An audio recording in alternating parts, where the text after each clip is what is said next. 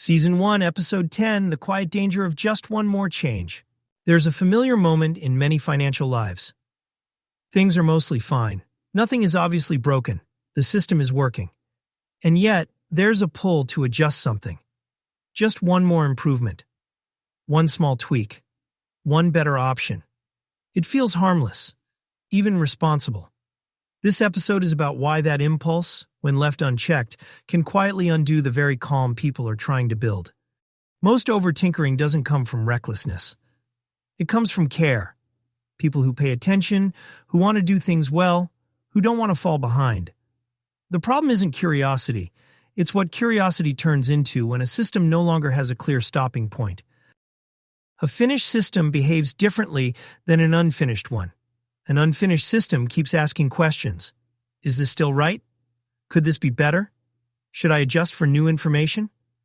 Those questions feel necessary when structure is incomplete. But once the system is sound, those same questions become noise. And noise, over time, is expensive. The cost of just one more change is rarely the change itself. It's the attention it consumes. Every adjustment requires reevaluation.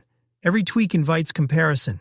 Every decision reopens the question of whether something else should also move. That cognitive load compounds, quietly, relentlessly. This is why attention is one of the most underestimated costs in personal finance. Money can often absorb small mistakes. Attention can't. Once attention is fragmented, calm becomes fragile. You start checking more often, reacting more quickly, second-guessing decisions that were already good enough. The system becomes active again. There's also a subtle illusion at work here. Change feels like progress. Movement feels like engagement. But not all movement is forward. In stable systems, most improvement comes from leaving things alone. That's counterintuitive and uncomfortable because it requires trusting that what you've built is sufficient.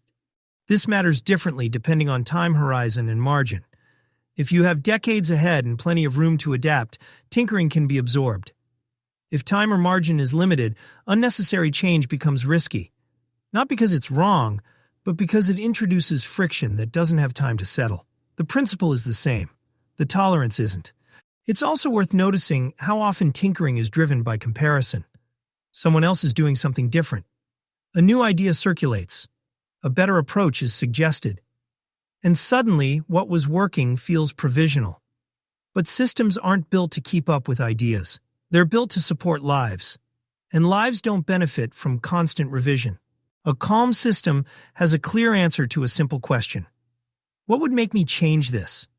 If the answer is vague, new information, a better option, a different approach, then change becomes habitual.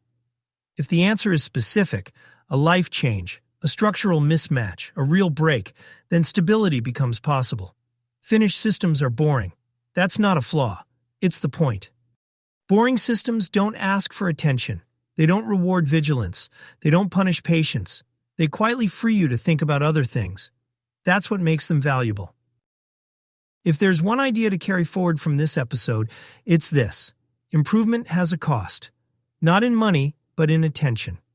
Learning when to stop improving is part of building a system that can actually be lived with.